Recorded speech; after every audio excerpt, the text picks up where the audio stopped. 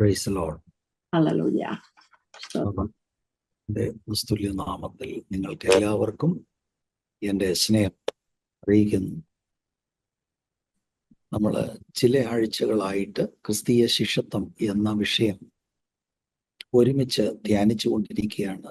ഇത് നമ്മുടെ 4ാമത്തെ ധ്യാനമാണ്. ഇതിനോടകം ചില കാര്യങ്ങളൊക്കെ നമ്മൾ പറഞ്ഞുവെങ്കിലും പ്രാഥമികമായ ചില കാര്യങ്ങളാണ് നമ്മൾ ചിന്തിച്ചു വരുന്നത്.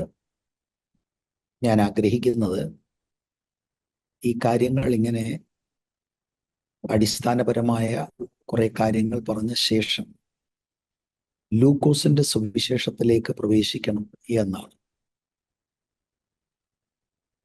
നമ്മൾ ഇതിനോടകം ചിന്തിച്ചതാണ് നമ്മുടെ വാഴ്ത്തപ്പെട്ട കർത്താവിൻ്റെ പരസ്യ ശുശ്രൂഷ സമയങ്ങളിൽ അവിടുന്ന് എല്ലാവരും വിളിച്ചത് എന്നെ അനുഗമിക്കുക എന്ന് പറഞ്ഞാണ്. ചില തർജ്ജിമകളിൽ, പ്രത്യേകിച്ച് ഇംഗ്ലീഷിൽ, follow me and be my disciple. അപ്പൊ കർത്താവ് കോൺസ്റ്റന്റായി അവിടുത്തെ പരസ്യ ശുശ്രൂഷയിൽ ആളുകളെ ശിഷ്യത്വത്തിലേക്കാണ് വിളിച്ചതായിട്ട് നമുക്ക് സുവിശേഷങ്ങളിൽ കാണുവാനായിട്ട് കഴിയുന്നത്. കർത്താവിനെ അനുഗമിക്കുക എന്ന വാക്കുകൊണ്ട് അർത്ഥമാക്കുന്നത് കർത്താവ് പഠിപ്പിച്ച കർത്താവിൻ്റെ ടീച്ചിങ്സിനെ പ്രായോഗികമാക്കുക എന്നും കർത്താവ് ജീവിച്ച ആ ജീവിത ശൈലി നമ്മൾ അനുകരിക്കുക എന്നതുമാണ് ആ വാക്കുകൊണ്ട് ഉദ്ദേശിക്കുന്നത്. അപ്പൊ കർത്താവാണ് നമ്മുടെ മാതൃക. നമ്മൾ എങ്ങനെ ജീവിച്ചാൽ പിതാവാം ദൈവത്തെ നമുക്ക് പ്രസാദിപ്പിക്കാൻ കഴിയും എന്നുള്ളതിന് നമ്മുടെ മാതൃകയായി നമ്മൾ കർത്താവിനെയാണ് അനുഗമിക്കുന്നത്. അതുകൊണ്ടാണ് നമ്മൾ ഈ ശിഷ്യത്വ പാഠങ്ങൾ പഠിച്ചുകൊണ്ടിരിക്കുന്നത്. അതിനോട് ചേർന്ന് നമ്മൾ ചിന്തിച്ചിരുന്നു, നമ്മുടെ വാഴ്ത്തപ്പെട്ട കർത്താവ് തിരുവെഴുത്തൻ പ്രകാരം മരിച്ച് അടക്കപ്പെട്ട് ഉയർത്തെഴുന്നേറ്റ ശേഷം അവിടുന്ന് ശിഷ്യന്മാരെ അടുക്കൽ വിളിച്ച് മഹാനിയോഗം അവർക്ക് കൊടുത്തു. ആ മഹാനിയോഗത്തിൽ സുവിശേഷീകരണത്തിന് പ്രാധാന്യതയുണ്ട്. അതോടൊപ്പം തന്നെ സുവിശേഷം കേട്ട് രക്ഷിക്കപ്പെട്ട് മുന്നോട്ട് കടന്നു വരുന്ന ആളുകളെ തുടർന്ന് കർത്താവ് പഠിപ്പിച്ചതെല്ലാം പഠിപ്പിക്കണം, അതവർ പ്രായോഗികമാക്കണം, അങ്ങനെ യേശുവിൻ്റെ ശിഷ്യരാക്കണം എന്നുള്ള നിർദ്ദേശവും നമ്മൾ ശ്രദ്ധിക്കുകയുണ്ടായി. ഈ ശിഷ്യരാക്കുക അല്ലെങ്കിൽ ശിഷ്യത്വ പരിശീലനത്തിന് വേണ്ടിയാണ് നമ്മൾ പോകുന്നത്, സുവിശേഷം അറിയിക്കുന്നത്, വിശ്വസിക്കുന്നവരെ സ്നാനപ്പെടുത്തുന്നത്, പിന്നെ കർത്താവ് പഠിപ്പിച്ച എല്ലാ കാര്യങ്ങളും അവരെ പഠിപ്പിക്കുന്നത്. അപ്പൊ ദൈവസഭയുടെ ലക്ഷ്യം എന്ന് പറയുന്നത് ശിഷ്യരെ ഉളവാക്കുക എന്നതാണ്.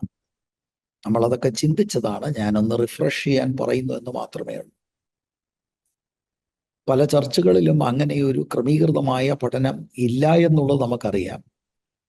അത് ആ അനുഭവങ്ങൾക്കൊരു മാറ്റമുണ്ടായി. നമ്മുടെ ഈ പഠനങ്ങൾ നമുക്ക് ആ നിലയിലേക്ക് മുന്നോട്ട് പോകുവാൻ പ്രചോദനമായിരിക്കട്ടെ. അപ്പം സഭയുടെ ലക്ഷ്യം ശിഷ്യരെ ഉളവാക്കുക. എന്താണ് ശിഷ്യന്റെ ലക്ഷ്യം? ശിഷ്യന്റെ ലക്ഷ്യം എന്ന് പറയുന്നത് യേശുക്രിസ്തുവിന്റെ സ്വഭാവത്തോട് അനുരൂപമാകുക എന്നതാണ്. അത് ഒരു ദിവസം കൊണ്ടോ 10 വർഷം കൊണ്ടോ നടക്കുന്നതല്ല. രക്ഷിക്കപ്പെട്ട അന്ന് മുതൽ ക്രിസ്തുവിന്റെ സ്വഭാവത്തോട് എല്ലാ ദിവസവും നാം അനുരൂപം ആയിക്കൊണ്ടേയിരിക്കണം. അങ്ങനെ അനുരൂപമായിക്കൊണ്ടിരിക്കുന്ന ആളുകൾ ഒരു ദിവസം കർത്താവിനെ താൻ ഇരിക്കുന്നത് പോലെ കാണും. അന്ന് പൂർണ്ണമായി അവനെ പോലെയാകും എന്നതാണ് തിരുവെഴുത്തിൽ നിന്ന് നമുക്ക് ധ്യാനിപ്പാനായിട്ട് കഴിഞ്ഞത്. അപ്പൊ ക്രിസ്തു ശിഷ്യന്റെ ലക്ഷ്യമെന്ന് പറയുന്നത് എല്ലാ ദിവസവും യേശുവിനെ പോലെ ആയിക്കൊണ്ടേയിരിക്കുക. അപ്പൊ പുതിയ ജനനം ഒരു തുടക്കമാണ്. ക്രിസ്തീയ ജീവിതത്തിന്റെ തുടക്കമാണ് ദ ന്യൂ ബർത്ത്. ഞാൻ ചില കാര്യങ്ങളൊക്കെ ഈ റാഡിക്കലായിട്ട് പറയുമ്പോൾ ഒരു കൺഫ്യൂഷനോ മിസ്അണ്ടർസ്റ്റാൻഡിങ് ഉണ്ടാകരുത്. അനേക ആളുകൾക്ക് ഈ ന്യൂ ബർത്ത് എക്സ്പീരിയൻസ് ഇല്ല എന്നുള്ളത് ഒരു യാഥാർത്ഥ്യമാണ്.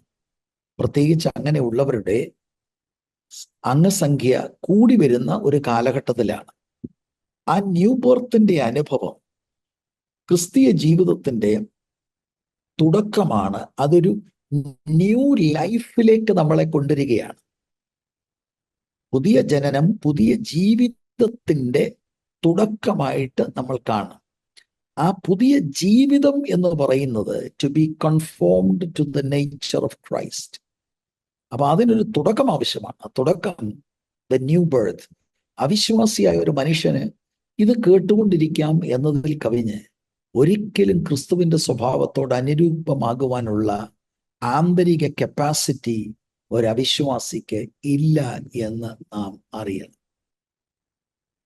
1 യോഹന്നാൻ 2:6 ഇതിനോടകം ഒക്കെ നമ്മൾ ചിന്തിച്ചതാണ്. അവനിൽ വസിക്കുന്നു എന്ന് പറയുന്നവൻ അവൻ നടന്നതുപോലെ നടക്കേണ്ടതാകും. എന്നാൽ ഇവിടെയാണ് ഇന്നത്തെ സ്റ്റഡി നമ്മൾ ഒന്ന് മുന്നോട്ട് കൊണ്ടുപോകാൻ ഒരു പുതിയ ഒരു ചിന്തയിലേക്ക് ഞാൻ നിങ്ങളെ നടത്താൻ ആഗ്രഹിക്കുന്നത്. ഓക്കെ, നമ്മൾ ഇത് 4ാമത്തെ സെഷനാണ്. ആദ്യത്തെ 3 സെഷനുകളിൽ ഗ്രേറ്റ് കമ്മീഷനിൽ അത് പറയുന്നു, കർത്താവിൻ്റെ പരസ്യ ശുശ്രൂഷയിൽ ഈ ആഹ്വാനമാണ് കൊടുക്കുന്നത്. ഇതൊക്കെ നമ്മൾ ചിന്തിച്ചു. അതൊക്കെ നിങ്ങൾ എഗ്രി ചെയ്യുന്നുണ്ട് എന്ന് ഞാൻ വിചാരിക്കട്ടെ. പക്ഷെ നിങ്ങൾ ചിന്തിച്ചിട്ടുണ്ടോ ഇത് പ്രായോഗികമാണ്? യേശുവിനെ പോലെ നമ്മൾ അനുരൂപമാകണം, യേശുവിൻ്റെ സ്വഭാവത്തോട് അനുരൂപമാകണം എന്നൊക്കെയുള്ള ചിന്ത കേൾക്കാൻ സുഖമായി, ഇത് പ്രസംഗിക്കാനും ഈസിയാണ്. പക്ഷേ ഇസ് ദാറ്റ് റിയലി പോസിബിൾ? അത് പ്രാക്ടിക്കലാണ്. നിങ്ങളത് ചിന്തിച്ചിട്ടുണ്ടോ എന്ന് എനിക്കറിയില്ല. കാരണം പെട്ടെന്ന് നമ്മുടെ മനസ്സിൽ ഉണ്ടാകാൻ സാധ്യതയുള്ള ചിന്ത യേശു തമ്പുരാൻ ദൈവമാണ്, അപ്പം യേശുവിൻ്റെ സ്വഭാവത്തോട് അനുരൂപമാകുക എന്ന് പറഞ്ഞാൽ ഇത് എത്രത്തോളം പ്രാക്ടിക്കലാകും? Is the perfect one. അവിടെ നമ്മുടെ ചിന്ത ഒന്ന് ദൈവവചനത്തിലേക്ക് ശ്രദ്ധിക്കേണ്ടത് ആവശ്യമാണ്. യേശുക്രിസ്തുവിൻ്റെ വ്യക്തിത്വത്തെക്കുറിച്ച് നമുക്ക് ഒരു അറിവ് ഉണ്ടാകണം. അനേക ആളുകൾ ഇങ്ങനെയുള്ള ബൈബിൾ ടീച്ചിങ് ശ്രദ്ധിക്കുമ്പോൾ ന്യായമായി അവരുടെ ഉള്ളത്തിൽ വരാൻ സാധ്യതയുള്ളത്, ഇതീ പറയുന്നത് ഓക്കെ ബൈബിളിൽ അങ്ങനെ എഴുതിയിട്ടുണ്ട്, പക്ഷെ നമുക്ക് എല്ലാത്തിനും ഒരു ലോജിക്കില്ലേ, ഇത് നടക്കുമോ? അപ്പൊ അതിനൊരു മറുപടി പറയുവാനാണ് ഞാൻ താല്പര്യപ്പെടുന്നത്. അത് നമ്മുടെ ഉള്ളത്തിൽ ഡീപ്പ് റൂട്ടഡ് ആയിട്ട് പതിയണം.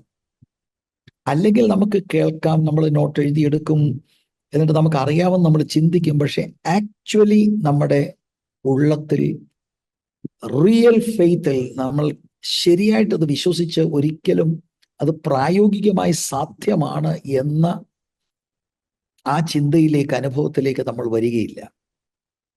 അപ്പൊ യേശുക്രിസ്തുവിൻ്റെ വ്യക്തിത്വം, ക്രിസ്തു ശാസ്ത്രം നമ്മൾ അല്പമായിട്ട് ഒന്ന് മനസ്സിലാക്കണം. ക്രിസ്തു ശാസ്ത്രം എന്ന് ഞാനൊരു പ്രയോഗം ഇവിടെ പറഞ്ഞു. അതിൻ്റെ അർത്ഥം ഇത്രയേ ഉള്ളൂ: യേശുക്രിസ്തുവിനെ കുറിച്ച് ധ്യാനിക്കുക, പഠിക്കുക എന്നതാണ്. പ്രധാനമായി കർത്താവിനെ കുറിച്ച് 2 അതിപ്രധാന കാര്യമാണ് നമ്മൾ ചിന്തിക്കേണ്ടത്. ഒന്ന്, യേശുക്രിസ്തുവിൻ്റെ വ്യക്തിത്വം, ദ പേഴ്സൺ ഓഫ് ക്രൈസ്റ്റ്. 2, യേശു കർത്താവിൻ്റെ ശുശ്രൂഷ അല്ലെങ്കിൽ the work of Christ. The person of ക്രൈസ്റ്റിൽ നമ്മൾ പഠിക്കുമ്പോൾ യേശു ആരാണ് എന്ന ചോദ്യത്തിന് മറുപടിയായി വളരെ കൃത്യമായി ദൈവവചനത്തിൽ നിന്ന് നമുക്ക് മനസ്സിലാക്കണം. പുതിയ നിയമത്തിലെ വെളിപ്പാട് യേശു കർത്താവ് 100% ദൈവമാണെന്ന് അപ്പോൾ തന്നെ പുതിയ നിയമത്തിന്റെ വെളിപ്പാട് പറയുന്നത് അവിടുന്ന് 100% മനുഷ്യനുമാണെന്നാണ്. ഇതാണ് new testament revelation about the person of Christ. അപ്പം നമ്മളെ സംബന്ധിച്ചിടത്തോളം യേശുക്രിസ്തുവിന്റെ ദൈവത്വത്തെ നമ്മൾ ഒരിക്കൽ പോലും ചോദ്യം ചെയ്തിട്ടില്ലാത്തവരാണ്. എവിടെയെങ്കിലും ആരെങ്കിലും അത് സംബന്ധിച്ച് എന്തെങ്കിലും വചനവിരുദ്ധമായ കാര്യങ്ങൾ പറഞ്ഞാൽ നമ്മൾ പെട്ടെന്ന് അതിനെ ഖണ്ഡിക്കും. കാരണം നമ്മൾ അത് റെക്കഗ്നൈസ് ചെയ്യുന്നു. അതൊരു നോൺ നെഗോഷ്യബിൾ ഡോക്ട്രിനാണ്. നമ്മളെല്ലാവരും ഇന്നെന്നെ കേട്ടുകൊണ്ടിരിക്കുന്ന എല്ലാവരും, ഞാൻ ഉൾപ്പെടെ, we believe in the deity of Jesus Christ. അതിനകത്ത് ഒരു തർക്കവും നമുക്കില്ല. ഞാൻ ഇന്ന് അത് സംബന്ധിച്ച് ഒരല്പം പറയുമെങ്കിലും എൻ്റെ പ്രധാനപ്പെട്ട ലക്ഷ്യമെന്ന് പറയുന്നത് ഇതുപോലെ പ്രധാനപ്പെട്ട യേശുക്രിസ്തുവിന്റെ പേഴ്സണിൽ നമ്മൾ മനസ്സിലാക്കേണ്ടത് അവിടുന്ന് 100% മനുഷ്യനുമാണ്. അത് പലപ്പോഴും നമ്മൾ ചർച്ച ചെയ്യാത്ത ഒരു വിഷയമാണ്, the humanity of Jesus Christ. എന്തുകൊണ്ടോ നമ്മുടെ ഇടയിൽ അതിൻ്റെ പഠനം കുറവാണ്, നമ്മളത് ചിന്തിക്കാറില്ല. എന്നാൽ തിരുവെഴുത്തുകളെ നമ്മൾ പരിശോധിച്ചാൽ യേശുക്രിസ്തുവിന്റെ ദൈവത്വത്തിൽ മാത്രമേ വിശ്വസിക്കുന്നുള്ളൂ, മനുഷ്യത്വത്തിൽ വിശ്വസിക്കുന്നില്ലെങ്കിൽ ദാറ്റ് ഈസ് ആൻ ഇംബാലൻസ്. അത് ഉപദേശപ്പിശകാണ്. വേറെ ചിലർ യേശുക്രിസ്തുവിന്റെ മനുഷ്യത്വം മാത്രം വിശ്വസിക്കും, ദൈവത്വത്തിൽ വിശ്വസിക്കുന്നില്ല. Again faulty, heretic. ഇപ്പൊ പുതിയ നിയമം തരുന്ന വെളിപ്പാട് അവിടുന്ന് 100% ദൈവം, 100% മനുഷ്യൻ. അപ്പൊ എന്തിനാണ് നമ്മൾ ഇപ്പോൾ ഇത് ഡിസ്കസ് ചെയ്യുന്നത്? യേശുക്രിസ്തുവിന്റെ ശിഷ്യനായി യേശുക്രിസ്തുവിന്റെ സ്വരൂപത്തോടനുരൂപമാകണം, യേശുവിന്റെ ലൈഫ് സ്റ്റൈല് പ്രാക്ടീസ് ചെയ്യണം എന്ന് പറയുമ്പോൾ നാം അർത്ഥമാക്കുന്നത് അവിടുന്ന് മനുഷ്യനായി ഈ ഭൂമിയിൽ ജീവിച്ചു. ആ ജീവിത ശൈലിയാണ് പരിശുദ്ധാത്മാവിന്റെ ശക്തിയോടെ നാം നമ്മുടെ ജീവിതത്തിൽ കോപ്പി ചെയ്യേണ്ടത്. Unless and until we are not sure about the doctrine of the humanity of Jesus Christ, നമ്മൾ എപ്പോഴും നമ്മുടെ മനസ്സിൽ വരും, ഇത് സാധ്യമാണ്, ഇത് സാധ്യമാണ്. നമ്മളിൽ ഒരാളെ പോലെ തന്നെ ഈ ഭൂമിയിൽ നമ്മുടെ വാഴ്ത്തപ്പെട്ട കർത്താവ് 100% മനുഷ്യനായി ജയകരമായ ജീവിതം അവിടുന്ന് കാഴ്ചവെച്ചു. അതാണ് പുതിയ നിയമത്തിന് പറയാനുള്ളത്. അപ്പോൾ തന്നെ അവിടുന്ന് 100% ദൈവമാണ്, യാതൊരു തർക്കവുമില്ല. അപ്പൊ ഹ്യൂമാനിറ്റി ഓഫ് ജീസസ് ക്രൈസ്റ്റ് നമ്മൾക്ക് വളരെ കൃത്യമായി മനസ്സിലാക്കണം. ഞാൻ അവിടേക്കാണ് പോകുന്നത്. അപ്പോൾ തന്നെ കർത്താവിൻ്റെ പ്രവർത്തനങ്ങൾ, ദ വർക്ക് ഓഫ് ക്രൈസ്റ്റ്, അത് പ്രധാനമായും കാൽവറി ക്രൂശിലെ അവിടുത്തെ യാഗ മരണത്തോടുള്ള ബന്ധത്തിൽ. അത് മാത്രമല്ല, പാപം കൂടാതെയുള്ള അവിടുത്തെ ജീവിതമുണ്ട്, അപ്പോൾ തന്നെ അവിടുത്തെ യാഗ മരണം. അപ്പോൾ കർത്താവായ യേശുക്രിസ്തുവിന്റെ ജഡാവതാരം, അവിടുത്തെ പാപപരിഹാരത്തിനുള്ള യാഗമരണം, ഇതെല്ലാം ക്രിസ്തീയ വേദശാസ്ത്രത്തിന്റെ അടിത്തറയാണ്. അപ്പൊ ക്രിസ്തു ശാസ്ത്രത്തിലെ പ്രധാനപ്പെട്ട 2 കാര്യമാണ് ഞാൻ പറഞ്ഞത്. ഒന്ന്, the person of Christ. 2, the work of Christ. ആ പേഴ്സൺ ഓഫ് ക്രൈസ്റ്റിൽ ഞാൻ നിങ്ങളോട് പറഞ്ഞു, he is 100% God, he is 100% human. Humanity of ക്രൈസ്റ്റിൽ നമ്മൾ അല്പസമയം ഫോക്കസ് ചെയ്യാനാണ് താല്പര്യപ്പെടുന്നത്. ആ ഹ്യൂമാനിറ്റി ഓഫ് ക്രൈസ്റ്റ് ശരിക്കും നമ്മൾ മനസ്സിലായാൽ നമ്മളെ വല്ലപ്പോഴെങ്കിലും നമ്മുടെ ഏകാഗ്രത ക്രിസ്തുവിനെ അനുഗമിക്കുന്നതിൽ നിന്ന് പതറിപ്പിക്കുന്ന ആ ചിന്തകളെ നമുക്ക് അതിജീവിക്കാൻ കഴിയും. എങ്ങനെയാണ് നമ്മുടെ ഏകാഗ്രതയ്ക്ക് ഭംഗം വരുന്നത്? ഇത് പറയാനൊക്കെ ഈസിയാ, അങ്ങനെ ആർക്ക് ജീവിക്കാൻ കഴിയും? പിന്നെ വേറെ ചിലർക്ക് അങ്ങ് ആവേശത്തിൽ അവർ ജീവിക്കും. അങ്ങനെ ജീവിക്കുന്നവർ വല്ലതും ഉണ്ടോ? ആര് ജീവിച്ചില്ലെങ്കിലും ദൈവവചനം ഇതാണ് പറയുന്നത്, നമുക്ക് ജീവിക്കാൻ ഏൽപ്പിച്ചു കൊടുക്കാം. ക്രൈസ്തവ. അപ്പോൾ വാസ്തവത്തിൽ കർത്താവിൻ്റെ മനുഷ്യത്വത്തിൽ എന്തിനാണ് അവിടുന്ന് മനുഷ്യനായിട്ട് ഇങ്ങനെ വന്നത്? ഒരുപാട് കാരണങ്ങളുണ്ട്. നമുക്ക് പകരക്കാരനായി അവിടുന്ന് യാഗമായി തീരുവാൻ വേണ്ടി അവിടുന്ന് അങ്ങനെ വന്നു. പിതാവിനെ നമുക്ക് വെളിപ്പെടുത്തുവാൻ അവിടുന്ന് അങ്ങനെ വന്നു. എന്നാൽ നമ്മുടെ വിഷയത്തോടുള്ള ബന്ധത്തിൽ നമ്മുടെ ജീവിതത്തിനൊരു എക്സാമ്പിളായി, ഒരു പാറ്റേണായി നമ്മളെ കാണിക്കുവാൻ അവിടുന്ന് മനുഷ്യനായി ഈ താണഭൂമിയിൽ കടന്നു വന്നു.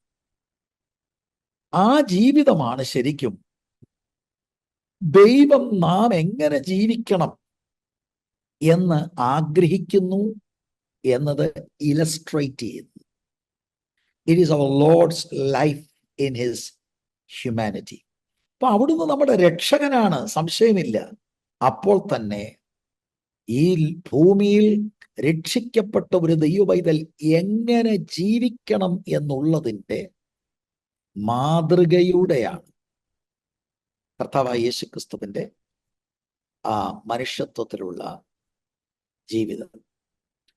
അപ്പം അവിശ്വാസികളായ ആളുകളോട് ബൈബിളിന് പറയാനുള്ളത്, നിങ്ങൾ കർത്താവായ യേശുക്രിസ്തുവിൽ വിശ്വസിക്കണം, കർത്താവിന്റെ യാഗമരണത്തിൽ വിശ്വസിക്കണം. എന്നാൽ രക്ഷിക്കപ്പെട്ട ദൈവമക്കളോടുള്ള ദൂത് അവിടുത്തെ കാൽച്ചുവടുകൾ പിൻപറ്റണം. Follow the example of Jesus Christ as revealed in the gospels. അപ്പൊ കർത്താവിന്റെ ഈ മനുഷ്യത്വം, ഹ്യൂമാനിറ്റി ഓഫ് ജീസസ്, ദൈവത്വം പോലെ തന്നെ പ്രധാനപ്പെട്ടതാണ് എന്ന് ഞാൻ ഒരു പ്രാവശ്യം കൂടെ ആവർത്തിച്ച് പറയുകയാണ്. അപ്പൊ അവിടുന്ന് 100% ദൈവമായിരുന്നു, അപ്പോൾ തന്നെ അവിടുന്ന് 100% മനുഷ്യനാണ്.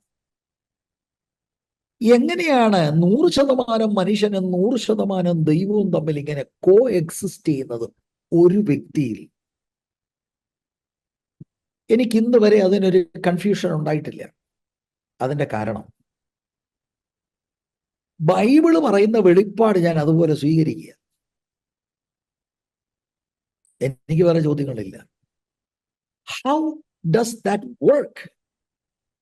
എൻ്റെ ഈ കൊച്ചു ബുദ്ധിയില് അതിൻ്റെ എല്ലാ ന്യൂആൻസസും ഗ്രഹിപ്പാൻ എൻ്റെ പരിമിതിയിൽ എനിക്ക് സാധ്യമല്ല. പക്ഷെ ബൈബിൾ ദൈവത്തിന്റെ വചനമാണെന്ന് ഞാൻ വിശ്വസിക്കുന്നു. ബൈബിൾ മുന്നോട്ട് വെക്കുന്ന ഈ വെളിപ്പാട് ചോദ്യം ചെയ്യാതെ ഞാൻ സ്വീകരിക്കുന്നു. He is 100% man and 100% God. അതൊരു ബിബ്ലിക്കൽ ഫാക്റ്റാണ്, വെളിപ്പാടാണ്. നമ്മുടെ ഫൈനൈറ്റ് മൈൻഡിന് ചിലപ്പോൾ അതെല്ലാം കോംപ്രിഹെൻഡ് ചെയ്യാൻ കഴിഞ്ഞില്ല എന്ന് വരാം. അതുകൊണ്ടാണ് ദൈവവചനത്തിലൂടെ നമ്മൾ കാര്യങ്ങൾ മനസ്സിലാക്കി നമ്മൾ മുന്നോട്ട് പോകേണ്ടത്. ഞാൻ ഇവിടെ ദ പേഴ്സൺ ഓഫ് ജീസസ് ക്രൈസ്റ്റിന് ഒരു ഡെഫിനേഷൻ തരാം. എൻ്റെ ഹൃദയത്തിൽ എനിക്ക് ഏറ്റവും സ്വീകാര്യമായി തോന്നിയത്, യേശുക്രിസ്തു ഒരു വ്യക്തിയിൽ തന്നെ പൂർണ്ണ ദൈവവും പൂർണ്ണ മനുഷ്യനുമായിരുന്നു, എന്നേക്കും അങ്ങനെ ആയിരിക്കും. He was fully God and fully man in one person and will be so forever. മനുഷ്യത്വത്തിനൊരു തുടക്കമുണ്ടായിരുന്നു എന്നുള്ളത് സത്യമാണ്. പക്ഷേ ആ 100% ദൈവം 100% മനുഷ്യൻ എന്ന നിലയിൽ അങ്ങനെ തന്നെ ആയിരിക്കും എന്നേക്കും. എന്നതാണ് ബൈബിൾ മുന്നോട്ട് വെക്കുന്ന വെളിപ്പാട്. അപ്പൊ നിത്യനായ ദൈവത്തിന്റെ പുത്രൻ, പിതാവായ ദൈവത്തിന്റെ നിത്യപുത്രൻ, ത്രിത്വത്തിലെ രണ്ടാമത്തെ വ്യക്തിക്ക് ആദിയും അവസാനവും ഇല്ല. As the eternal son, no beginning, no end. എന്നാൽ ജഡാവതാരം ചെയ്ത ദാവീദിന്റെ സന്തതിയായി വന്ന മറിയയുടെ മകൻ മശിയായിക്ക് he had a beginning എന്നുള്ളത് നമുക്കറിയാം. കന്യകാ ജനനത്തിലൂടെയാണ്. ലൂക്കോസ് 1:26 മുതലുള്ള വാക്യങ്ങളിൽ നമുക്കത് കാണുവാൻ കഴിയുമല്ലോ. കന്യകാ ജനനത്തിലാണ് ഈ മനുഷ്യ പ്രകൃതം ഡിവിനിറ്റിയോട് ചേരുന്നതായിട്ട് നമ്മൾക്ക് കാണുവാനായിട്ട് കഴിയുന്നത്. അപ്പൊ ഞാനിത് വളരെ കെയർഫുള്ളായിട്ട് ഇത് പറയുന്നതിൻ്റെ കാരണം, നമ്മൾ ഇന്ന് ചിന്തിക്കുന്നത് വേദശാസ്ത്രപരമായ കാര്യങ്ങളാണ്. അപ്പൊ അത് നമ്മൾ അല്പം ശ്രദ്ധിച്ച് മനസ്സിലാക്കേണ്ടതാണ്. ചെറിയ ചെറിയ വാക്കുകൾ പോലും മാറിപ്പോയാൽ മറ്റ് ചില അർത്ഥങ്ങളൊക്കെ വരും. കഴിവുള്ളിടത്തോളം അങ്ങനെയുള്ള കാര്യങ്ങൾ അവോയ്ഡ് ചെയ്യാൻ ഒരു ശ്രമത്തിലാണ് ഞാൻ. അപ്പം 100% Jesus is God. We have no questions about it.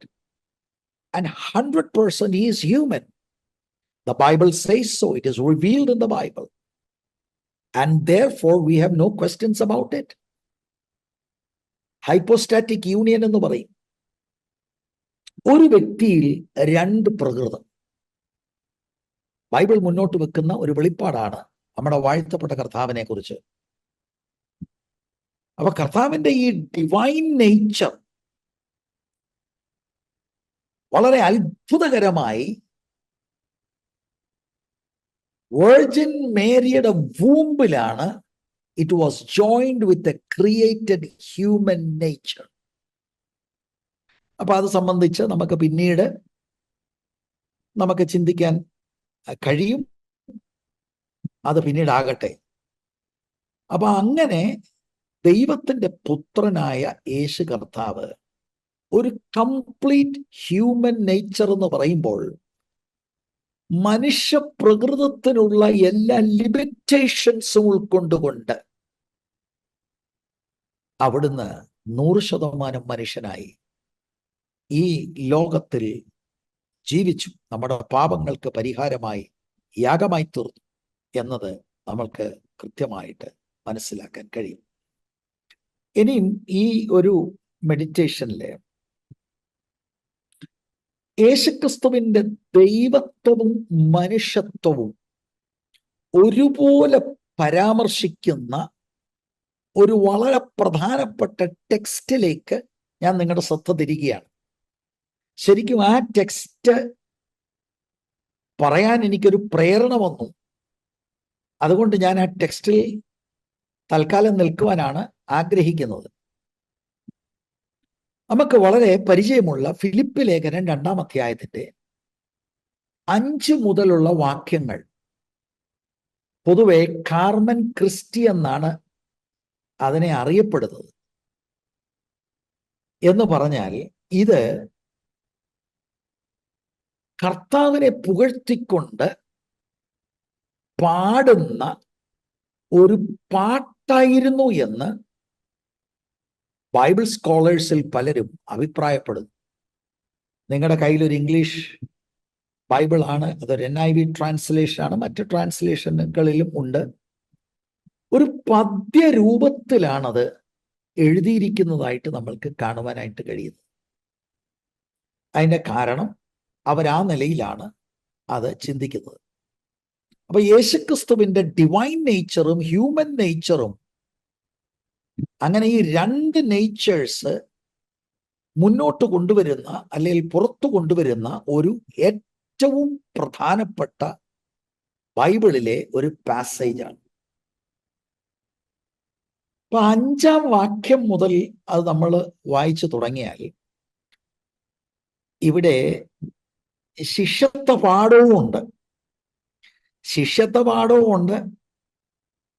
യേശുക്രിസ്തുവിന്റെ ദൈവത്വവും യേശുക്രിസ്തുവിന്റെ മനുഷ്യത്വം കൂടെ പരാമർശിക്കുന്നുമുണ്ട്. അങ്ങനെ എല്ലാം കൂടെ ഉൾപ്പെട്ട ഒരു പാസേജാണ്. 5-ാം വാക്യത്തില് ക്രിസ്തുവേശുവിലുള്ള ഭാവം തന്നെ നിങ്ങളിലും ഉണ്ടായിരിക്കട്ടെ. അവിടെ തന്നെ നമുക്ക് മനസ്സിലായി, it's a call to disciples to follow this pattern.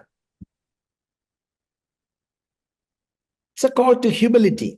ക്രിസ്തുവിൽ ഉണ്ടായിരുന്ന ആ താഴ്മ അത് കർത്താവിനെ അനുഗമിക്കുന്നവർക്കുണ്ടാകണം. അപ്പം 3-4 വാക്യങ്ങളിൽ ഈ മനോഭാവത്തെക്കുറിച്ച് രേഖപ്പെടുത്തിയിട്ടുണ്ട്. അത് കഴിഞ്ഞിട്ടാണ് 5-ാം വാക്യത്തില് ആ പ്രബോധനം, ക്രിസ്തുവേശുവിലുള്ള ഭാവം തന്നെ നിങ്ങളിലും ഉണ്ടായിരിക്കട്ടെ. എന്താണ് 3-4 വാക്യം? താഴ്മയുടെ മനോഭാവം, മറ്റുള്ളവരെ ശ്രേഷ്ഠരെന്ന് എണ്ണുക, ശാഠ്യത്താലോ ദുരഭിമാനത്താലോ ഒന്നും ചെയ്യാതെ താഴ്മയോടെ ഓരോരുത്തൻ മറ്റുള്ളവനെ തന്നെക്കാൾ ശ്രേഷ്ഠൻ എന്ന് എണ്ണിക്കൊള്ളുവീൻ.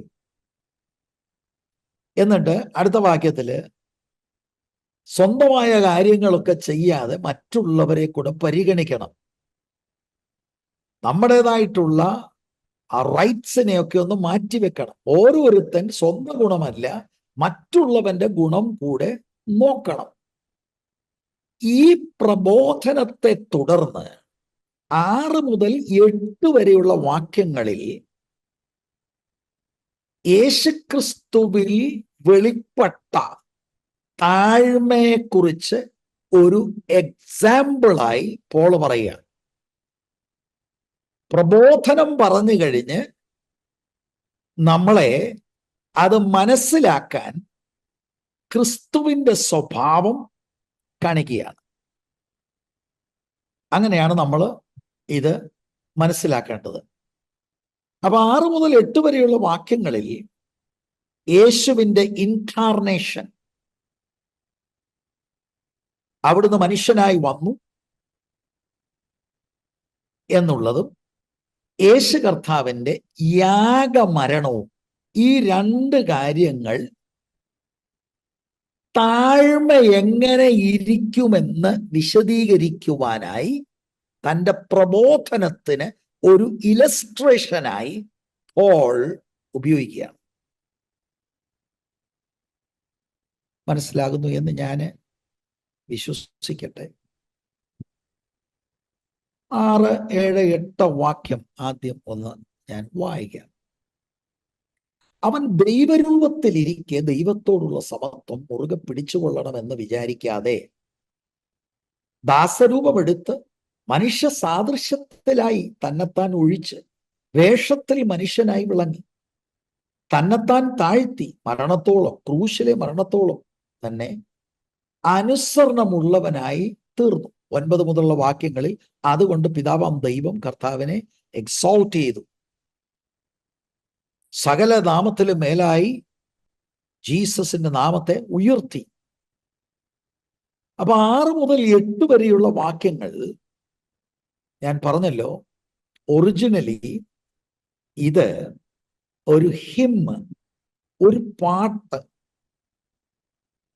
ആദ്യ നൂറ്റാണ്ടിലെ ക്രൈസ്തവർ പാടിയ ഒരു ഗീതമായിരിക്കാനാണ് സാധ്യത.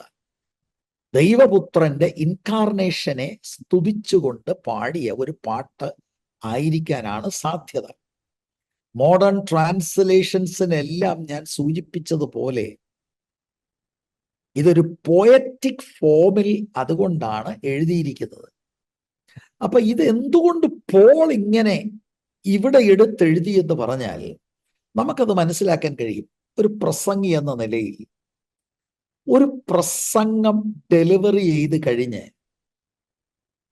പ്രസംഗത്തിനകത്തെ ഏറ്റവും പ്രധാനപ്പെട്ട ഒരു തീം അല്ലെങ്കിൽ ആശയത്തെ പിന്താങ്ങുവാൻ ജനത്തിൽ വളരെ പരിചയമുള്ള പാട്ടുകൾ പാടി ആ പറഞ്ഞ പ്രസംഗത്തെ ഉറപ്പിക്കുന്ന അനുഭവം ഇന്നും പ്രസംഗികളുടെ ഇടയിലുണ്ട്.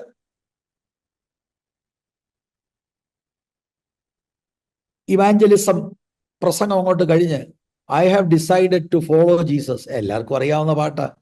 അത് ഇന്ന പാട്ട് പുസ്തകത്തിലുണ്ടെന്നൊന്നും പറയണ്ട, അത് എല്ലാവർക്കും അതറിയാം. അപ്പൊ പ്രസംഗിച്ച ഇവാഞ്ചലിസ പ്രസംഗത്തോടുള്ള ബന്ധത്തിൽ ഒരു ഓൾട്ടർ കോൾ കൊടുക്കുമ്പോൾ പ്രസംഗത്തെ പിന്താങ്ങുവാനായി അവരിൽ പ്രചരിച്ച ഒരു പാട്ട് എടുത്ത് ഇന്നും പ്രസംഗികൾ ചെയ്യുന്നത് പോലെ ആകാം ഒരു നിഗമനം പറയുകയാണ്. പോൾ താഴ്മയെക്കുറിച്ച് പറയുമ്പോൾ ജീസസിന്റെ ആ താഴ്മ, ഇൻകാർണേഷനിലും ക്രൂസിഫിക്ഷനിലും ഉണ്ടായ ആ ഹ്യൂമിലിറ്റിയെ അവരുടെ ഇടയിൽ ഉണ്ടായിരുന്ന ആ ഗീതം എടുത്തുകൊണ്ട് ഒരു ഇലസ്ട്രേഷനായി അദ്ദേഹം പറയുന്നത് ആകാം എന്ന് നമ്മൾ ചിന്തിക്കുന്നതിൽ തെറ്റ് ഇല്ല. അപ്പൊ പൗലോസ് ഇവിടെ കർത്താവായ യേശുക്രിസ്തുവിന്റെ ആ താഴ്മയുടെ ക്ലൈമാക്സ്, ആ സുപ്രീം എക്സാമ്പിൾ ആണ് 6 മുതലുള്ള വാക്യങ്ങളിൽ നമുക്ക് കാണുവാൻ കഴിയുന്നത്.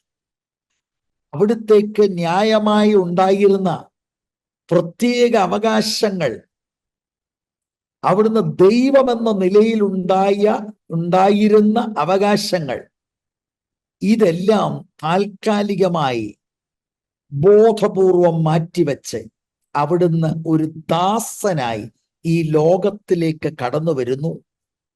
ക്രൂശിലെ മരണത്തോളം പിതാവിനെ സകലത്തിലും അനുസരിക്കുന്നു. ആ അനുഭവമാണ് നമ്മൾ കാണുന്നത്. അപ്പം ഈ പാസേജ് പോൾ കൊണ്ടുവരാൻ കാരണം അന്നത്തെ ക്രൈസ്തവരെ, ഫിലിപ്പിയിലുള്ള ക്രൈസ്തവരെ, ദൈവസഭയിലുള്ളവരെ, അവരെ പ്രോത്സാഹിപ്പിക്കുകയാണ്. ഈ മനോഭാവമാണ് നിങ്ങൾക്കുണ്ടാകേണ്ടത്, ഇതുപോലെയാണ് നിങ്ങൾ ജീവിക്കേണ്ടത്. മറ്റുള്ളവരെ സേവിക്കാനുള്ള താഴ്മയുടെ സമാനതകളില്ലാത്ത ഉദാഹരണമാണ് ഇവിടെ പറയുന്നത് 6 മുതലുള്ള വാക്യങ്ങളിൽ. അപ്പൊ ഇത് നമ്മുടെ പ്രധാന വിഷയം യേശുക്രിസ്തുവിന്റെ ഹ്യൂമാനിറ്റി ആണെങ്കിലും നമ്മൾ പഠിക്കുന്ന വിഷയത്തോടുള്ള ബന്ധത്തിൽ ഇതുകൂടെ പരിഗണിക്കണമെന്ന് ഞാൻ ചൂണ്ടിക്കാണിക്കുകയാണ്. ഒരു ശിഷ്യൻ എന്ന നിലയിൽ ഈ താഴ്മയാണ് എന്നിൽ കാണേണ്ടത്. വിശ്വാസികളുടെ താഴ്മയുടെ ഏറ്റവും ശക്തമായ പ്രചോദനം തരുന്ന വാക്കുകളാണ് നമ്മൾ ഈ പാസേജിൽ കാണുന്നത്. കർത്താവിന്റെ മോഡലിൽ നമുക്ക് കാണാൻ കഴിയുന്നത്. അപ്പൊ ശിഷ്യന്മാരെന്ന നിലയിൽ യേശുക്രിസ്തുവിന്റെ ഈ താഴ്മയാണ് നമ്മൾ കോപ്പി ചെയ്യേണ്ടത്. അപ്പൊ അത് നമ്മളെ സംബന്ധിച്ചോളം നമ്മൾ ഈ വിഷയം പഠിച്ചുകൊണ്ടിരിക്കുമ്പോൾ അതിന്റെ ഭാഗമായിട്ട് തന്നെ നമ്മൾ അത് പരിഗണിക്കണം. പിന്നീട് സംഭവങ്ങൾ ഞാൻ എടുത്ത് പിന്നീട് നമ്മുടെ ക്ലാസ്സുകൾ മുന്നോട്ട് പോകുമ്പോൾ പറയാം. എന്റെ മനസ്സിലേക്ക് ഓടി വരുന്നത് ജോൺ ചാപ്റ്റർ 13 ശിഷ്യന്മാരുടെ കാല് കഴുകുന്നു. യൂദാസ് ഉൾപ്പെടെയുള്ള ആളുകളുടെ കാല് കഴുകുന്നു.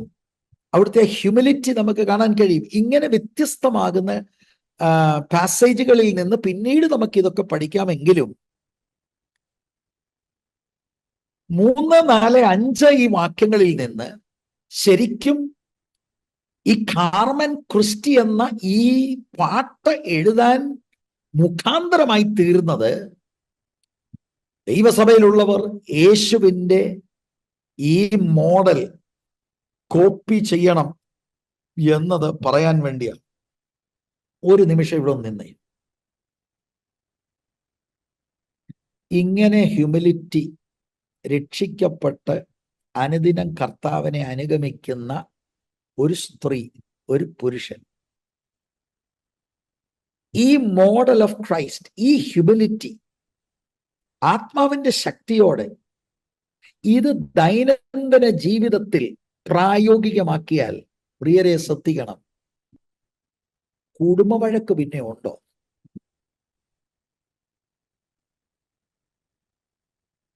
രണ്ട്, സഭകളിൽ പിന്നെ വഴക്കുണ്ടോ?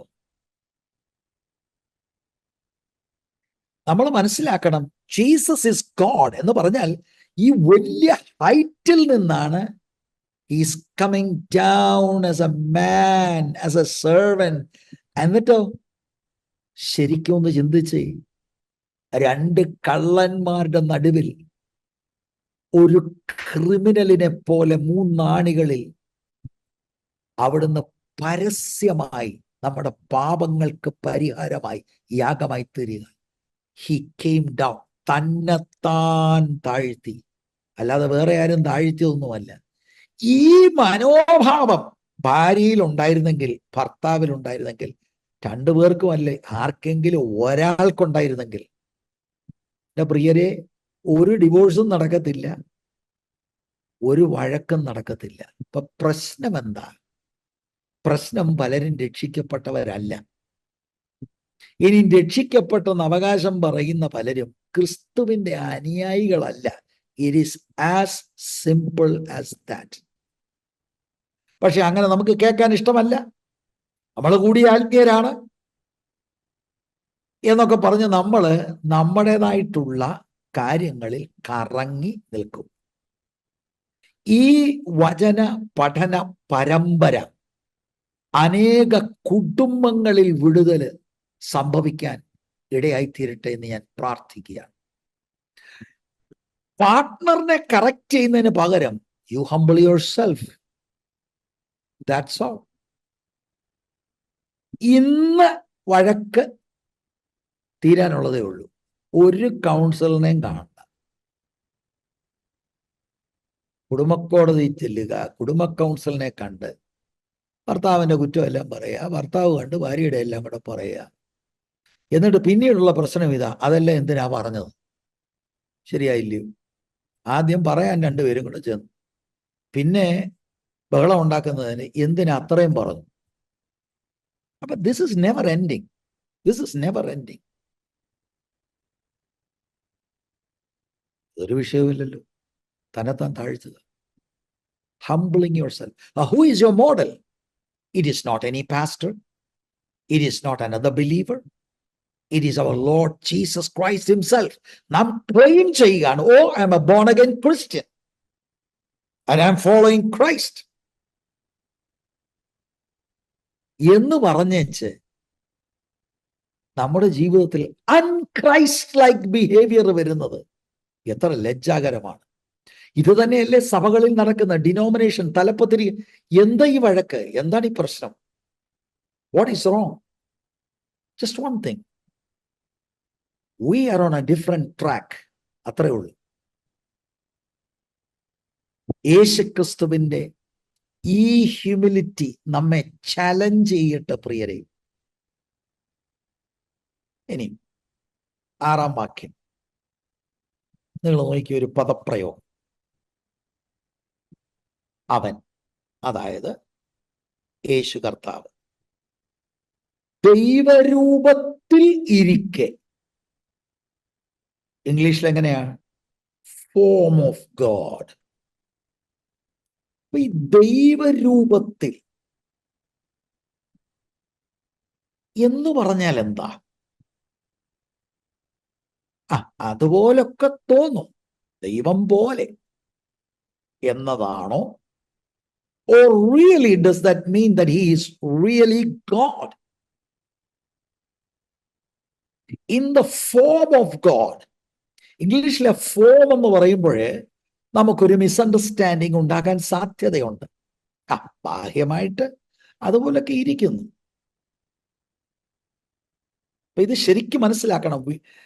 യേശുവിന്റെ ദൈവത്വവും മനുഷ്യത്വവും കൃത്യമായി പാസേജിൽ നിന്ന് മനസ്സിലാക്കുക മാത്രമല്ല, യേശുവിന്റെ ആ ഹ്യൂമിലിറ്റി അനുഗമിക്കുവാൻ ഇടയായി തീരുകയും വേണം.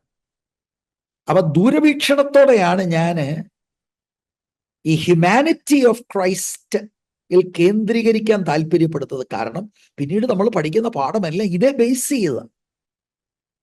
ഇതിനെക്കുറിച്ച് നമുക്ക് തിട്ടമില്ലെങ്കിൽ there is a possibility that we can be distracted. മുന്നോട്ട് പോകുമ്പോൾ നമ്മുടെ മനസ്സിൽ വരുന്നത് ഇതൊക്കെ എന്തുവാ ഈ പറയുന്നത്?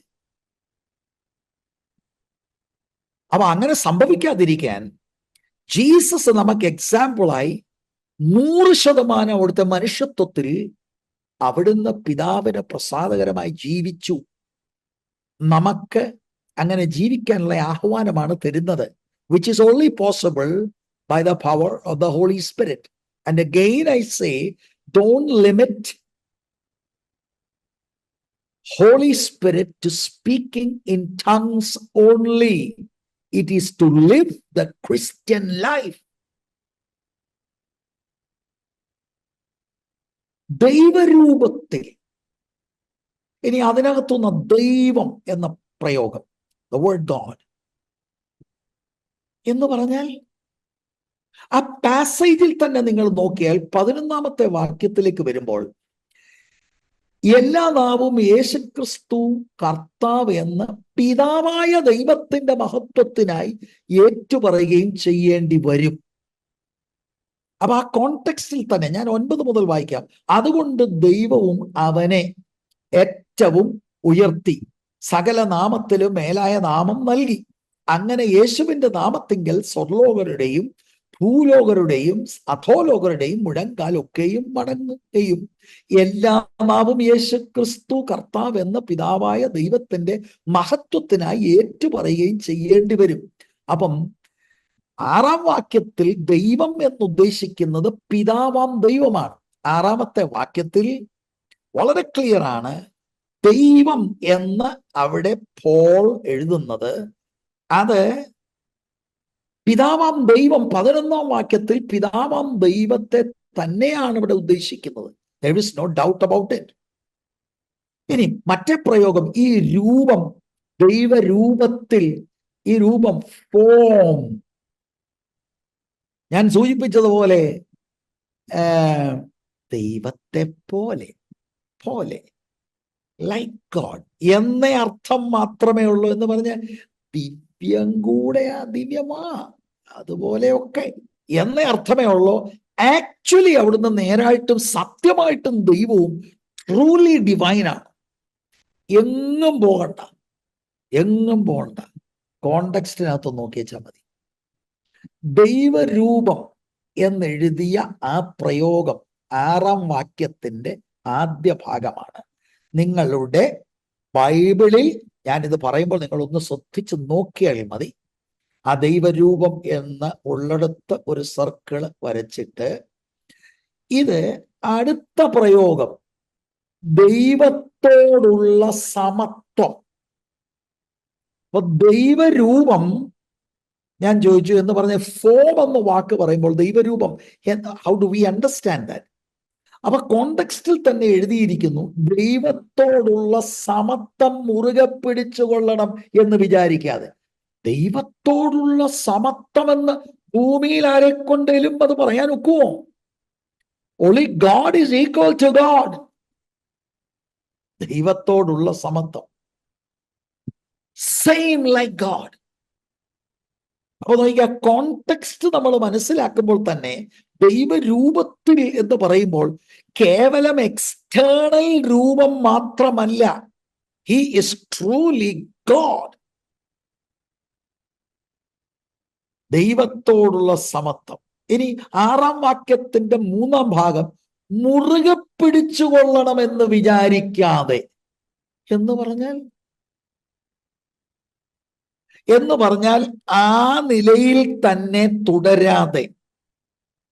തെറ്റിദ്ധരിക്കരുത്, കർത്താവിന്റെ മനുഷ്യനായി വന്നപ്പോഴും അവിടുന്ന് 100% ദൈവം തന്നെയാണ്. God cannot cease to be God. അപ്പൊ മുറുകെ പിടിച്ചുകൊള്ളണമെന്ന് വിചാരിക്കാതെ എന്ന് പറഞ്ഞാൽ എന്താ അതിന്റെ അർത്ഥം? അതിന്റെ അർത്ഥം സംതിങ് ടു ഹോൾഡ് ഓൺ, അത് വിടാതെ, എപ്പോഴും അവിടെ തന്നെ ആ ലെവലിൽ ഇരിക്കാതെ, ദൈവികമാകുന്ന പ്രൊറോഗേറ്റീവ്സ്, പ്രിവിലേജസ് അതിൽ തന്നെ ഇരിക്കാതെ. 7ാം വാക്യം കൂടെ ചേരണം. ദാസരൂപം എടുത്ത മനുഷ്യ സാദൃശ്യത്തിലായി തന്നെത്താൻ ഒഴിച്ചു, emptied himself, വേഷത്തിൽ മനുഷ്യനായി വിളങ്ങി. അപ്പം ഇതെല്ലാം കൊണ്ടൊന്ന് കണക്ട് ചെയ്തേ. ദൈവരൂപത്തിൽ ദൈവത്തോടുള്ള സമത്വം മുറുകെ പിടിച്ചുകൊള്ളണമെന്ന് വിചാരിക്കാതെ തന്നെത്താൻ ഒഴിച്ചു. ചില ആളുകൾ ചിന്തിക്കുന്നത് ദൈവത്വമല്ല ഒഴിച്ചെന്നാൽ. Not at all. അതൊന്ന് മനസ്സിലാകാൻ യോഹന്നാൻ 17:5 പര്യാപ്തമായിരിക്കും. യോഹന്നാൻ 17:5 വരുമ്പോൾ അവിടെ നിങ്ങൾക്കറിയാമല്ലോ, അത് മഹാപുരോഹിത പ്രാർത്ഥനയാണ്. അതിൽ 5 ഇപ്പോൾ പിതാവേ, ലോകമുണ്ടാകും മുൻപേ എനിക്ക് നിന്റെ അടുക്കൽ ഉണ്ടായിരുന്ന മഹത്വത്തിൽ എന്നെ നിന്റെ അടുക്കൽ മഹത്വപ്പെടുത്തണമേ. ആ വലിയ ഗ്ലോറി, ദൂതന്മാരുടെ വലിയ ആരാധന എന്നിത്യാദി കാര്യങ്ങൾ താൽക്കാലികമായി അവിടുത്തെ ഹ്യൂമാനിറ്റിയിലേക്ക്, ഇൻകാർണേഷനിൽ അവിടുന്ന് ബോധപൂർവം സ്വന്തമായിട്ട് തന്നെ ഹി ചോസ് അത് മാറ്റിവെച്ചിട്ട് അവിടുന്ന് താഴെ ഈ ഭൂമിയിലേക്ക് മനുഷ്യനായി വന്നു. അപ്പൊ തന്നെത്താൻ ഒഴിച്ചു. അപ്പൊ ദൈവത്തോടുള്ള സമത്വം എന്ന് പറയുമ്പോൾ കർത്താവായ യേശുക്രിസ്തു പിതാവാം ദൈവത്തോട് ഈക്വൽ, തുല്യൻ. ജീസസ് എംപ്റ്റീഡ് ഹിംസെൽഫ് എന്ന് പറഞ്ഞാൽ ദൈവത്വത്തിലുള്ള ചില അവകാശങ്ങളുണ്ട്, ചില പ്രിവിലേജുകളുണ്ട്. അതെന്തിനാ മാറ്റിവെക്കുന്നത്? മനുഷ്യനായി വരാനും സഫർ ചെയ്യാനും തന്നെത്താൻ യാഗമായി തീരുവാനുമൊക്കെ വേണ്ടി അവിടുന്ന് ഈ പ്രിവിലേജുകൾ മാറ്റിവെച്ചു എന്നതാണ് നമുക്ക് മനസ്സിലാക്കാൻ കഴിയുന്നത്. അപ്പൊ ദൈവരൂപം എന്ന് പറയുന്ന ഫോം ഓഫ് ഗോഡ് എന്ന് പറഞ്ഞാൽ ദൈവത്തെ പോലെ എന്നർത്ഥം മാത്രമല്ല. He is equal with father God. അത് ഒരു വലിയ പ്രസ്താവനയല്ലേ? അപ്പൊ ഇവിടെ നിങ്ങൾ നോക്കിയേ, Jesus is equal to father God എന്ന് പറഞ്ഞാൽ യേശു ദൈവമാണ്, ഈക്വൽ ടു ഫാദർ ഗോഡ്. അപ്പൊ ഇവിടെ 2 പേഴ്സൺസ് വരുന്നുണ്ട് അല്ലേ? നമ്മുടെ വിഷയമല്ലെങ്കിലും ട്രിനിറ്റിയുടെ ഒരു വെളിപ്പാട്. How do you define Trinity? ഞാനൊരു ഡെഫിനേഷൻ തരാം. എനിക്ക് ഏറ്റവും അനുഗ്രഹമായി തോന്നിയ ഒരു ഡെഫിനേഷൻ. ഇംഗ്ലീഷിൽ ഞാനത് ആദ്യം വായിക്കാം. അതിന് കാരണം ഇത്രയേ ഉള്ളൂ, ഒരു വാക്കുപോലും പിഴവുണ്ടാകരുത്, അതിനു വേണ്ടിയാണ്. Within the one being that is God, there exists 3 co-equal and co-eternal persons, namely the Father, the Son, and the Holy Spirit.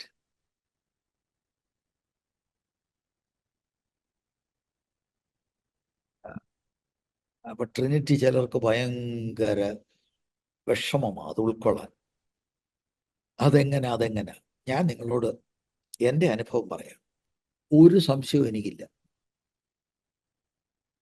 അതിന്റെ കാരണം ഇത്രയേ ഉള്ളൂ.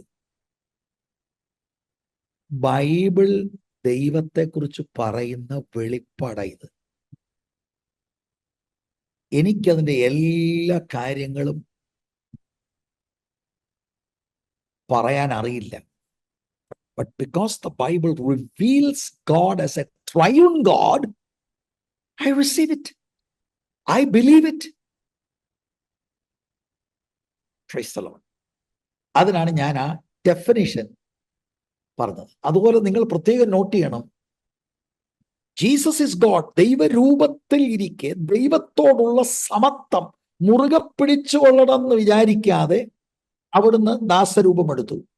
ഹീസ് ഈക്വൽ ടു ഗോഡ് എന്നുള്ളത് ഞാൻ പറഞ്ഞു. ദൈവരൂപം എന്ന് പറഞ്ഞാൽ ഈക്വൽ ടു ഗോഡ്. അവിടെ ഒരു കാര്യം കൂടെ ഞാൻ എടുത്തു പറയാം. ആ രൂപം, ഫോം എന്നുള്ളതിന് മൂലഭാഷയിൽ മോർഫേ എന്ന പ്രയോഗത്തിൽ നിന്ന് അർത്ഥമാക്കുന്നത് നോട്ട് ജസ്റ്റ് എക്സ്റ്റേണൽ, നോ, ഇന്റേണലായിട്ടുള്ള ആ ക്വാളിറ്റിയുടെ പുറത്തെ പ്രദർശനമാണ്. ഇൻവേർഡ്ലി ഈസ് ഗോഡ്, അതിൻ്റെയാണ് ബാഹ്യമായിട്ടുള്ള ഡെമോൺസ്ട്രേഷൻ. അല്ലാതെ not just external, internal, external, everywhere he is 100% God. അപ്പൊ അവിടുന്ന് ദൈവമാണ്. എനിക്ക് അതിനെക്കുറിച്ച് യാതൊരു കൺഫ്യൂഷനുമില്ല. പിതാവാം ദൈവമുണ്ട്, പുത്രനുണ്ട്. The father is not the son. The son is not the father. നമ്മുടെ വിഷയത്തിൽ നിന്ന് അല്പം മാറുകയാണെങ്കിലും ഒരുപാട് ആളുകൾ ചിന്തിച്ചിരിക്കുന്നത് ട്രിനിറ്റിയെ കുറിച്ച്.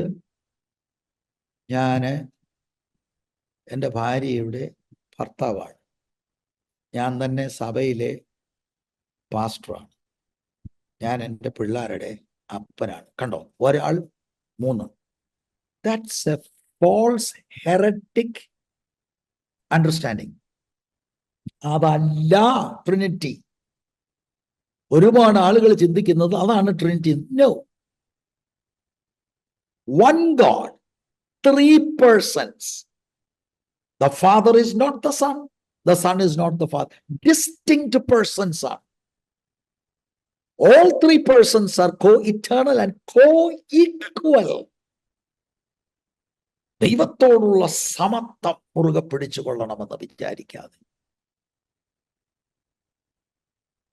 സ്തോത്രം. അമോർഫ എന്ന പ്രയോഗം കൂടെ ഞാൻ നിങ്ങളുടെ ശ്രദ്ധയിൽ കൊണ്ടുവന്നല്ലോ. എന്നിട്ട് 7-ാം വാക്യത്തിലേക്ക് വരുമ്പോൾ ഞാനത് ആ കണ്ടിന്യൂറ്റിക്ക് വേണ്ടി ഒന്നുകൂടെ അതൊന്ന് വായിക്കാം ടോട്ടലായിട്ട്. കാരണം ഈ പ്രയോഗം, ആ ഫോം എന്നുള്ളത് പിന്നെയും ആവർത്തിക്കുന്നുണ്ട്. അവിടെയാണ് നമ്മൾ ഹ്യൂമാനിറ്റിയുടെ കാര്യം മനസ്സിലാക്കേണ്ടത്. 6 മുതലുള്ള വാക്യങ്ങൾ. അവൻ, യേശു കർത്താവ്, ദൈവരൂപത്തിലിരിക്കെ ദൈവത്തോടുള്ള സമത്വം മുറുകെ പിടിച്ചുകൊള്ളണം എന്ന് വിചാരിക്കാതെ ദാസരൂപം, അവിടെ ദാസരൂപം, നേരത്തെ ദൈവരൂപം.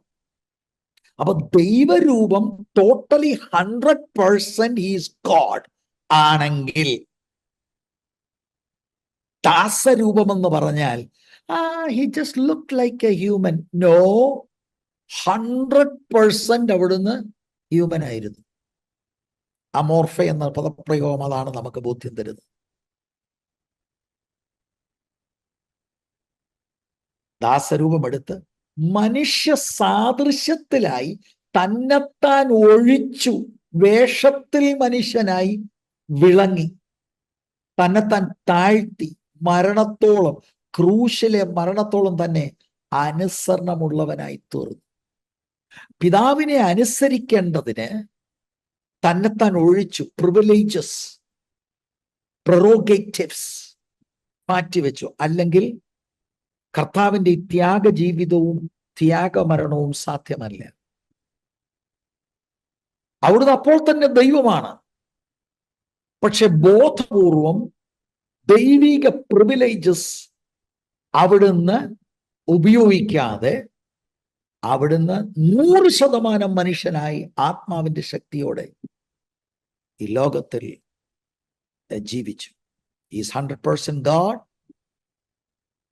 100% ഹ്യൂമൻ. അപ്പൊ ഈ പാസേജിൽ നിന്ന് ഒന്ന്, ശിഷ്യത്വത്തിലേക്കുള്ള നമുക്ക് ഉള്ള ഒരു ആഹ്വാനമുണ്ട്. യേശുക്രിസ്തുവിന്റെ ഭാവം തന്നെ നമ്മളിലും ആയിരിക്കണം എന്ന് ഉണ്ട്.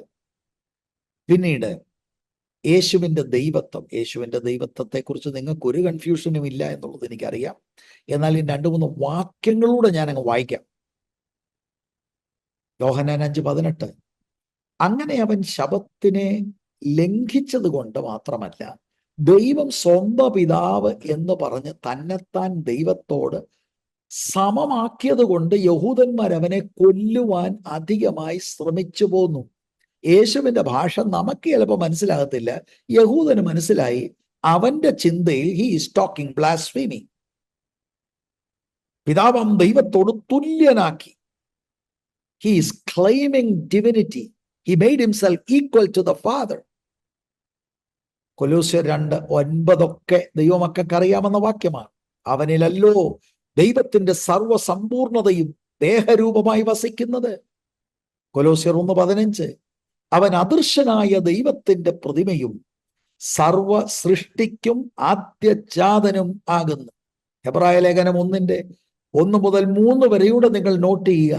ഇവിടെയും ക്രിസ്തുവിൻ്റെ ആ ഇക്വാളിറ്റി വിത്ത് ദ ഫാദർ നമുക്ക് കാണുവാനായിട്ട് കഴിയും. അപ്പം ശിഷ്യൻ എന്ന നിലയിൽ ഹ്യൂമിലിറ്റി ഓഫ് ജീസസ് കോപ്പി ചെയ്യണം.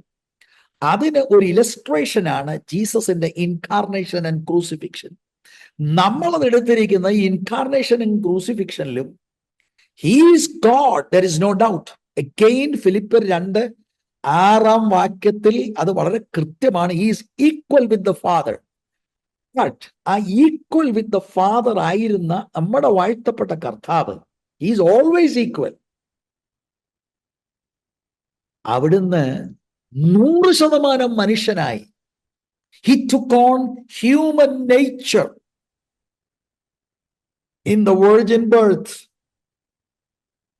എന്നിട്ട് 33.5 തിരുവയസ്സ് 100% മനുഷ്യനായി. ഇങ്ങനെ ഞാൻ പറയുമ്പോൾ എപ്പോഴും ഓർക്കണം, അതിൻ്റെ അർത്ഥം he is still 100% God. കാരണം ദൈവത്തിന് ദൈവമല്ലാതിരിക്കാൻ ഒരു കാരണവശാലും ഒരു കാലത്തും സാധ്യമല്ല.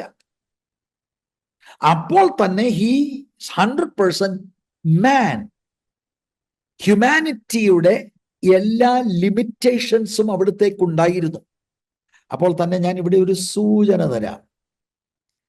ജീസസിന്റെ ഹ്യൂമാനിറ്റിയിൽ he did not have the sinful nature that we have.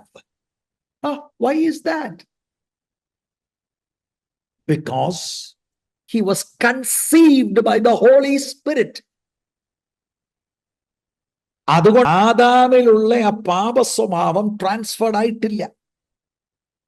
അപ്പൊ നമ്മുടെ ഉള്ളിൽ സിൻഫുൾ നേച്ചർ ഉണ്ട്, ജീസസിന് അതില്ല എന്ന കാര്യം നമ്മൾ മനസ്സിലാക്കുക. Praise the Lord. അപ്പൊ ഞാന് എൻ്റെ വാക്കുകൾ ഇവിടെ ഒന്ന് കൺക്ലൂഡ് ചെയ്യാൻ ശ്രമിക്കുമ്പോൾ ഇന്ന് ഇച്ചിരി നമ്മൾ സ്ട്രോങ് തിയോളജിക്കൽ ആയിട്ടുള്ള വാക്കുകൾ ഒക്കെ നമ്മൾ ശ്രമിച്ചു. ഇത് നമ്മുടെ ഉള്ളത്തിൽ അങ്ങ് അരക്കിട്ടുറയ്ക്കണം. എന്നെ അനുഗമനത്തിന് വിളിക്കുമ്പോൾ ഇത് മനുഷ്യനായ ക്രിസ്തു ജീവിച്ച് കാണിച്ചു. അതുകൊണ്ടൊരു ഇംപോസിബിൾ സിറ്റുവേഷൻ അല്ല. യേശുവിൻ്റെ മനുഷ്യത്വത്തിൽ ആത്മശക്തിയോടെ അവിടുന്ന് നമുക്ക് മുൻപായി ജീവിച്ചു. നമ്മളോട് പറയാ എൻ്റെ ഈ സ്റ്റെപ്പ് വഴി വാ. അപ്പൊ അവിടുന്ന് ദൈവമാണോ? യെസ്. പക്ഷെ മനുഷ്യത്വത്തിലാണ് നമ്മുടെ എക്സാമ്പിൾ. സ്തോത്രം. നമുക്കും പരിശുദ്ധാത്മാവിനെ തന്നിരിക്കുന്നു to lead a Christ like life. അപ്പോഴാണ് നമ്മൾ പരിശുദ്ധാത്മാവിനെ പ്രാപിച്ചെന്ന് പറയുന്നത്. എന്താ സിസ്റ്റർ അങ്ങനെ പറയാൻ കാര്യം? ഞാൻ അന്യഭാഷ പറയുന്നു. I believe in speaking in tongues. അതിനൊരു കുഴപ്പമില്ല. എൻ്റെ പോയിന്റ് ഇതാണ്, അന്യഭാഷയിൽ മാത്രം പരിമിതപ്പെടുത്തരുത്. പരിശുദ്ധാത്മാവിനെ നമുക്ക് തന്നിരിക്കുന്നതിൻ്റെ പിൻപിലുള്ള ഉദ്ദേശം എത്രയോ വാസ്റ്റാണ്. അതിലൊരു പ്രധാനപ്പെട്ട കാര്യമാണ് ഈ യേശു ജീവിച്ച മാതൃകയിൽ രക്ഷിക്കപ്പെട്ട ഒരു ദൈവവൈതല് ജീവിക്കണമെങ്കിൽ നമ്മളിൽ അതിനുള്ള കെൽപ്പില്ല പ്രിയരെ. ഞാൻ ഒരു ഉദാഹരണം പറയാം. എന്നെ വളരെ ടച്ച് ചെയ്തു. കഴിഞ്ഞ ആഴ്ച ഞാൻ പറഞ്ഞോ എന്ന് ഞാൻ സംശയിക്കുന്നു. കുറെ നാൾ മുമ്പ് ഒരാള് ഒരു ചെറിയ സമൂഹത്തിൽ പ്രാർത്ഥന ആവശ്യപ്പെട്ടു. ഇത്രയേ ഉള്ളൂ. അവരിങ്ങനെ ഈ ശിഷ്യത്വ ക്ലാസ്സുകളൊക്കെ കേൾക്കുന്ന അവർ പറഞ്ഞു, എനിക്ക് എൻ്റെ വീട്ടിൽ എന്നെ നല്ലതുപോലെ കുത്തിയാ സംസാരിക്കുന്നത്, എനിക്ക് വാശിയും വൈരാഗ്യമൊക്കെ ഉണ്ട്. പക്ഷെ എനിക്ക് ആഗ്രഹമുണ്ട് യേശുവിൻ്റെ മനോഭാവം പോലെയൊക്കെ ജീവിക്കണം. പക്ഷെ ഞാൻ വീട്ടിൽ കയറി ചെല്ലുമ്പോൾ ഒരുപാട് നിന്ദാവാക്കുകൾ പറയും. And it's very hard for me. തീരുമാനമൊക്കെ എടുത്താ പോകുന്നത്, പക്ഷെ വീട്ടിൽ ചെല്ലുമ്പോഴത്തേക്ക് അതെല്ലാം പോകും. അപ്പൊ ആ കൊച്ചു സംഭവം, may be 6 or 7 people there, അവരെല്ലാം കൂടെ ആ പ്രിയപ്പെട്ടവൾക്ക് വേണ്ടി പ്രാർത്ഥിച്ചു. ഈ കഴിഞ്ഞ ദിവസം അവരെ കണ്ടപ്പോൾ അവർ പറയുകയാണ്, പാസ്റ്ററേ, പണ്ടത്തേലേക്കാട്ടിലും കുത്തലിന് മൂർച്ച കൂടിയത്. പണ്ട് വീട്ടിൽ ചെന്നാൽ ഉപയോഗിക്കുന്നതിനെക്കാട്ടിൽ നല്ല മൂർച്ചയോടാണ് ഉപയോഗിക്കുന്നത്. പക്ഷെ അവരടുത്ത് പറഞ്ഞതാണ് എന്നെ ചിന്തിപ്പിച്ചത്. പക്ഷെ എനിക്ക് തിരിച്ചു പറയാനോ എനിക്കൊരു വാശിയോ വൈരം ഒന്നും എനിക്ക് ഉള്ളിലില്ല, എനിക്കത് തോന്നുന്നില്ല. ഞാൻ പറഞ്ഞു, that's the power of the Holy Spirit. നമ്മുടെ ബലത്തിൽ ഇത് സാധ്യമല്ല. We need the power of God എന്ന് പറഞ്ഞാൽ മറ്റേത് എടുത്തു മാറ്റുന്നത് പോലെ. And the Lord gives us that power. നിന്ന മാറിയോ? ഇല്ല, ഇൻഫാക്ട് കട്ടി കൂടിയിട്ടുണ്ട്. പക്ഷെ സ്പിരിറ്റ് ഓഫ് ഗോഡ് വർക്ക് ചെയ്യുന്നു. ക്രിസ്തുവിന്റെ ആ മനോഭാവത്തിൽ അവരോട് ക്ഷമിക്കുവാനും അവരെ കരുതുവാനും ഈ പ്രിയപ്പെട്ടവൾക്ക് ഇടയായിത്തീരുന്നു. പരിശുദ്ധാത്മാവിന് വേണ്ടി എല്ലാ ദിവസവും, Lord fill me today with your precious Spirit. അതിലെ പ്രധാനപ്പെട്ട ഒരു കാര്യം ഇതാണ്, യേശു വെച്ചിരിക്കുന്ന ഈ മാതൃക ഞാൻ പിൻപറ്റണമെങ്കിൽ നമ്മൾ ആദ്യം സുല്ലിടണം. ഇതെന്നെ കൊണ്ടൊക്കത്തില്ല. It's a tall order. അപ്പൊ എന്താ, was the lord wasting his time by demanding all this? Not at all. ആത്മാവിനെ പ്രാപിച്ച് ആത്മാവിന് കീഴ്പ്പെട്ട് yielding to the Holy Spirit നമുക്കിതുപോലെ ജീവിക്കാൻ കഴിയും. എന്നാൽ ഇതിന്റെ പൂർത്തീകരണത്തിലേക്ക് വരുന്നത് തീർച്ചയായിട്ടും when we see our Lord face to face. ഈ ലോകത്തിൽ ട്രാൻസ്ഫോർമേഷൻ നടന്നുകൊണ്ടിരിക്കുകയാണ്. Every day something is happening. We are being transformed into the likeness of our Lord Jesus Christ in his humanity. കർത്താവ് ഈ വചനത്താൽ നിങ്ങളെ ഏവരെയും സഹായിക്കുകയും അനുഗ്രഹിക്കുകയും ചെയ്യട്ടെ. ഇത് പ്രസംഗിച്ചത് കൊണ്ട് ജീവിക്കാൻ ഒക്കത്തില്ല. I need the help of the Holy Spirit. പരസ്പരം നമുക്ക് പ്രാർത്ഥിക്കാം. ഈ വിഷയം വലുതായിട്ട് നമ്മൾ കണക്കെടുക്കണം. യേശുക്രിസ്തുവിന്റെ മനുഷ്യത്വം എന്നുള്ളത് അരക്കിട്ട് നമ്മുടെ അകത്തങ്ങ് ഉറയ്ക്കണം. അല്ലാതെ ദിസ് ഇസ് ഇമ്പോസിബിൾ, ഇത് ചുമ്മാ, ഇതാരെ കൊണ്ടൊക്കും, അങ്ങനെ ആരാണ്ട് ജീവിക്കുന്നവരുണ്ടോ? നമുക്ക് ചിലപ്പോൾ അറിയത്തില്ലായിരിക്കും ജീവിക്കുന്ന ആയിരക്കണക്കിന് ആളുകൾ. Yes, I agree, it's a remnant, but still ജീവിക്കുന്നവർ ഈ ലോകത്തിൽ ഉണ്ട്. This is the path, the narrow way. Narrow വേയുടെ തുടക്കമാണ് ദ നാരോ ഗേറ്റ്. നാരോ ഗേറ്റിലൂടെ എൻ്റർ ചെയ്താൽ ക്രൂശെടുത്ത് അനുഗമിക്കുന്ന പാത. എൻ്റെ ഇഷ്ടം നടക്കരുത്, thy will be done in my life. That's the true Christian life. That's the follower of Jesus Christ. That's the disciple of Jesus Christ. ദൈവരൂപത്തിലിരിക്കെ ദൈവത്തോടുള്ള സമത്വം മുറുകെ പിടിച്ചുകൊള്ളണമെന്ന് വിചാരിക്കാതെ he humbled himself. അവിടുന്ന് തന്നെത്താൻ ഒഴിച്ചു. ഇൻഫാക്ട് ആ തന്നെത്താൻ ഒഴിക്കുന്നതിനെ ഇങ്ങനെ നിങ്ങൾ മനസ്സിലാക്കണം, it's a subtraction by addition.